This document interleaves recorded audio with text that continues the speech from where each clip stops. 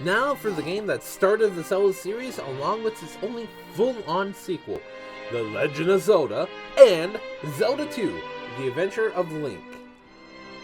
I don't really have much to say for these two games, mainly because I barely played them. Not because I don't have access to them, I mean, that's what emulators and the Nintendo eShop are for. Though I may love the Zelda series, these two games haven't really interested me at all.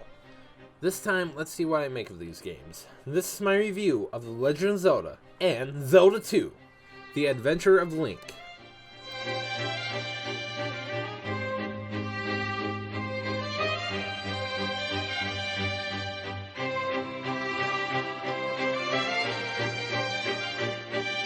Let's get this out of the way. I'm not talking about the story of these two games.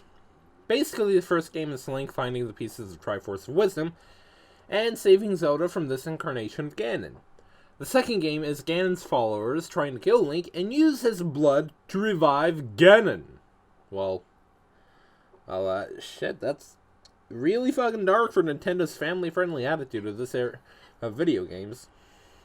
The graphics for the first game is alright, and the second game has better graphics for the NES. The music is great, but they're way too short for each section of the game. Now, let's get on to the actual gameplay. Both games have a main top-down perspective for exploration. Zelda 1, Link has him fight with a really pathetic stab, and in Zelda 2, the stab returns, but instead of a top-down perspective, you have 2D sections for platforming and combat. In both games, when Link is at full health, 1 out of every 2 sword stabs will fire off a sword beam. In Zelda 1, this helps with long-range combat until you get the bow, but in Zelda 2, the beam is short-range as all fuck. I mean, just look at this shit. Link, are you pulling a reverse Samus? Do you need the fucking long beam? In both games, you can find health upgrades, but each time you die, you go back to the starting point in each game. You will also still have all of your upgrades, but unfortunately, you will start out with 3 units of health. This sucks because you have to spend time killing enemies to get back to full health. In Zelda 2, you can get magic spells, and these can actually help.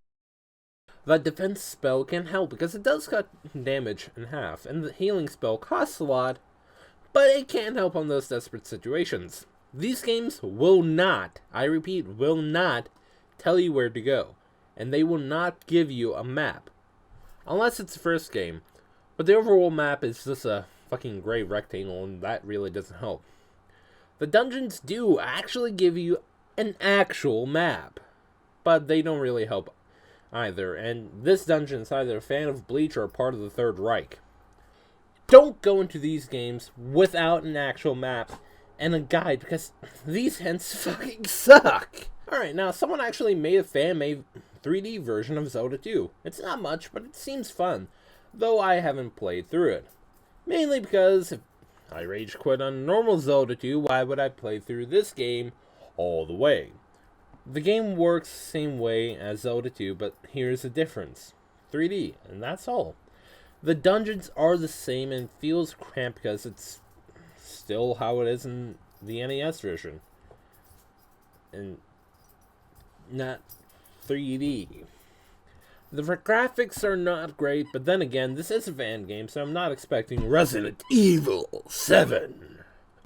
So, now taking account of the gameplay, Zelda 1 and 2 gets a 3 out of 10. This is a short review for a good reason. I didn't manage to beat these games, but not without rage quitting multiple times. I don't recommend these games unless you're very curious on how the Zelda series got started in life. At this point in time, these two games are available on the NES, 3DS, Wii, and Wii U. Trust me, just avoid these games.